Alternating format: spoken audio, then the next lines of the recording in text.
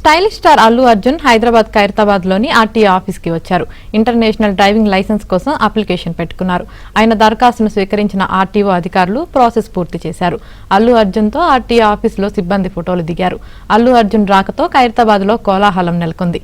బన్నీని చూసేందుకు ఫ్యాన్స్ ఎగబడ్డారు.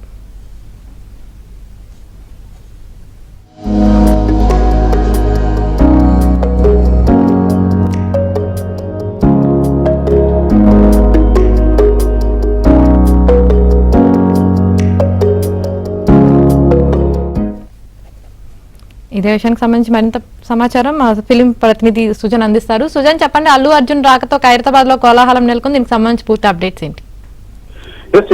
సెలబ్రిటీలు సాధారణంగా తమ కొత్త వెహికల్స్ కొనుగోలు చేసినప్పుడు నేరుగా ఆర్టీఓ కార్యాలయానికి వచ్చి రిజిస్ట్రేషన్ చేయించుకోవడం అనేది సామాన్యమైన విషయం. అయితే ఈసారి అల్లు అర్జున్ మాత్రం తన ఒక ఇంటర్నేషనల్ డ్రైవింగ్ లైసెన్స్ అప్లై చేసుకోవడానికి కోసం ఈ రోజు ఖైరతాబాద్ ఆర్టీఓ ఆఫీస్ కు రావడం జరిగింది. అయితే అల్లు అర్జున్ ఎందుకు ఆయనకి సడన్ గా ఎంత అర్జెంట్ గా ఇంటర్నేషనల్ లైసెన్స్ తీసుకోవడానికి గల కారణం ఏంటనే దాని మీద తీవ్రమైన డిస్కషన్ అయితే ఇప్పుడు అభిమానుల మధ్య నడుస్తుంది. అయితే త్వరలోనే ఆయన తాజాగా నటిస్తున్న పుష్ప 2 కు సంబంధించి ఫారిన్ కంట్రీకి అంటే జపాన్ వెళ్లి కొన్ని సీక్వెన్స్ చిత్రీకరించబోతున్నారని చెప్పేసి ఒక ప్రచారం అయితే జరుగుతుంది. అక్కడ అల్లు అర్జున్ నేరుగా డ్రైవింగ్ చేస్తూ కొన్ని ఆ చేజింగ్ సీక్వెన్స్ ను చిత్రీకరించాల్సిన దాని విధంగా కూడా ప్లాన్ చేస్తూ ఉన్నారు పుష్ప 2 టీం దర్శకులు ఎవరైతే ఉన్నారో. సో ఈ క్రమంలోనే ఆ షూటింగ్ నిమిత్తమే అల్లు అర్జున్ ఇప్పుడు ఇంటర్నేషనల్ డ్రైవింగ్ లైసెన్స్ తీసుకున్నాడు అని చెప్పి ఒక ప్రచారం సోషల్ మీడియాలో విపరీతంగా జరుగుతుంది.